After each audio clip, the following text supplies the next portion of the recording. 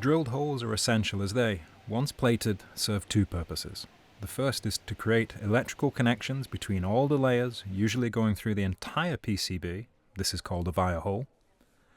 The other is for solder through hole components. That is the component hole. There are also non-plated holes used for housing alignment and securing the PCB into its final product. First, we determine where to drill, using drill files from the customer data, including positions and drill size details.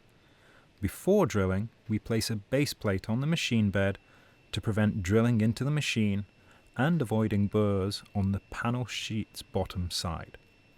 On top of the base plate, we stack the panels, aligned using the tooling holes we added in the previous step. Usually 3 panels at a time, but this can vary depending on thickness of the panel and copper thickness. Aluminium entry sheets are added to prevent drill deflection, ensuring hole accuracy, and also avoiding burrs and scratches. We control the drill head's feeds and speeds to prevent issues like broken drills, excessive resin smear, and poor hole wall quality. Additionally, we control the number of hits that each drill makes before the machine automatically replaces it for a new drill and the old one is removed for resharpening.